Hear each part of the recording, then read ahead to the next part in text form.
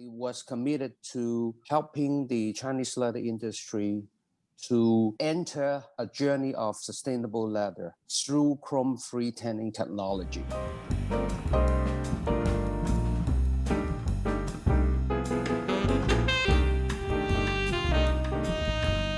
Hi everyone, here you are with the 11th episode of Sustainable Talking with the NNN.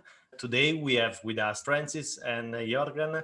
They will drive us into the world of sustainable, or let's say chrome-free leather. ChromeFree Leather Alliance work with leading chemical supplier, leather tanneries and international brand to make chromium-free leather tanning as the new normality in the market. We are here to understand what does it mean. I'm Jorgen. I'm based in Hong Kong. I work for an independent company from the ChromeFree Alliance called Incova, where we are responsible and work with the ChromeFree Leather Alliance, and technically are an integrated part of the ChromeFree Alliance to work on the communication and trying to bridge the Chinese world with the outside overseas world. And you, Francis, we know each other since many years, but give us an introduction so people know who you are and how you get to ChromeFree. Well, I found my company by the name of Leather Company Limited 8 years ago. I have been in the leather trading business for almost 25 years.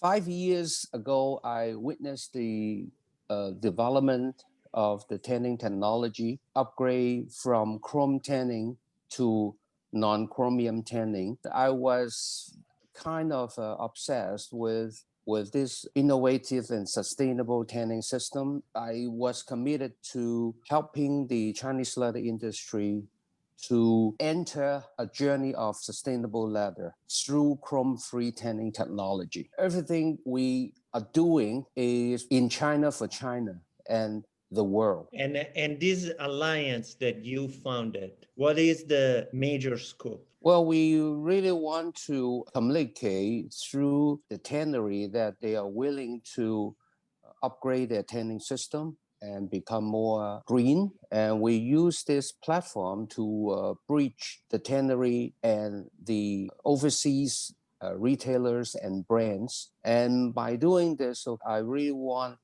to influence the Chinese consumer to understand the environmental issues, because we used to sell, but I believe Chinese consumer will buy. It is very important for the consumer to become more aware of the environmental issues. The purpose of the communication parts of putting together the alliance around this is also to have a channel to the outside world, where there's a lot of things that's happening in the Chinese industry with regulations from the government. The rest of the world doesn't necessarily get to know about, and it's also very important to have a bridge from China to the outside world and establish that transparency and direct connection, both with we can call them the tanning systems and the chemical suppliers, to tanneries, to the brands, and all the way to the consumers. How do you compare the two ways of tanning? There are many solutions, okay? For example, vegetable tanning, aldehyde tanning, aluminum and zirconium tanning. They have pros and cons, okay? But we're not trying to replace chrome tan leather. The message, we really want to create a new material for the industry, for the leather industry, because we are facing a lot of misinformation. First, we are very weak in educating the consumer about the genuine leather. We need to be more traceable and transparent. I admit that Chinese leather industry, they are not willing to disclose the working process, okay? Right now, we are having a lot of tough laws and regulations to limit the expose of the water discharge. Once we can eliminate and reduce the chromium through the tanning process, it's easier for us to manage the waste, water and sludge. I'm sure other tannery like ISA and Eco Tanning, okay, they have a state of the art. In China, we are very backward, okay?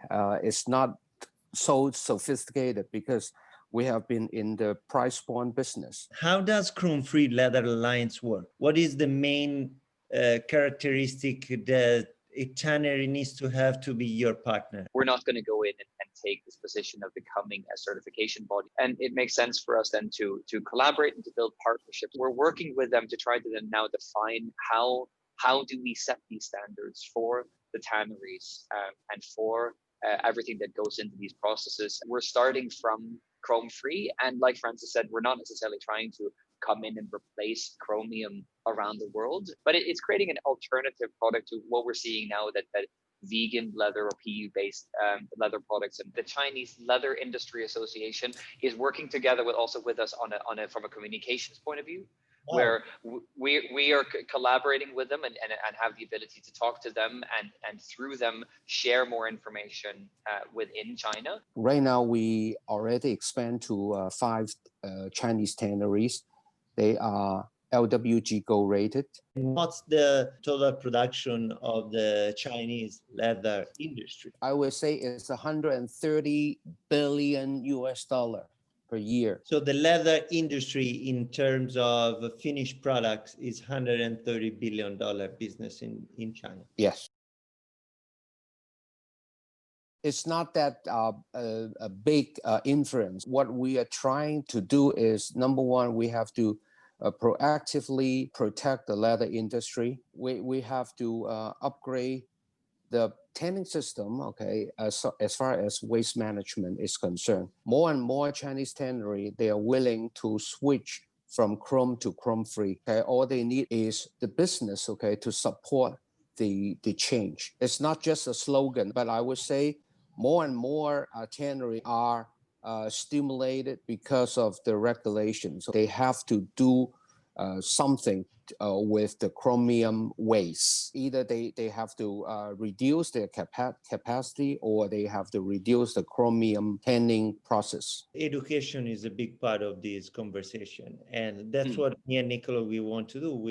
We started this journey on this sustainability. We talk around education and how we can talk about fashion business related issues that are not open to the public. To be able to create an educational platform, if you can call it that, or that we have a big presence online, that we're available, that we are on social media, that we're bridging what's happening in China to present that to the rest of the world. That's one of the key things we're working to do with the main purpose of educating, especially people that are not necessarily involved in the industry. How do you find the money and the fund and the investments? We did a couple fundraising, and also I personally contributed. If you look at the triple bottom line with the profit, the people, and the planet, we're all for the people and the planet, but we need to have a foundation. Not necessarily the profit, but there needs to be a sustainability in terms of financial. We so strongly believe that it's important to fill this information gap and to be able to educate people about these things. What is for you sustainability? And what do you do in your daily life for sustainability? We just talked about it also in terms of, sustainability is a word that's used both for financial sustainability, environmental or natural sustainability. There's sustainability can mean so many different things, but I think for me, it's all about give and take. It's about something that is long lasting. It's not just about our lifetime from we're born until we die, but it's about everyone that comes after us, both on an individual basis and as an entire kind of human race.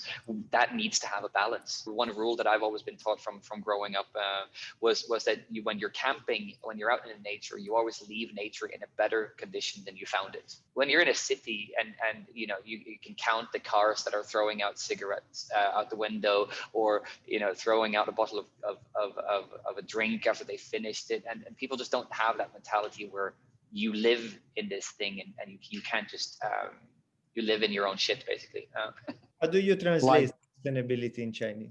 可持续. What to me is buy less, consume less. I personally object the Double 11, which is similar to Black Friday, because it's more than fast fashion. Okay, they just use this event now become 10 days selling, discount selling. I would make a statement that we are paying a fortune for useless material. Why? For example, gold, diamond, we're paying a fortune. These materials are useless. Yeah. So we have to educate the consumer that, okay, sustainability is to buy less so that we consume less. And this will give less impact to the environment. Make sure that what you pay has a real value to the product.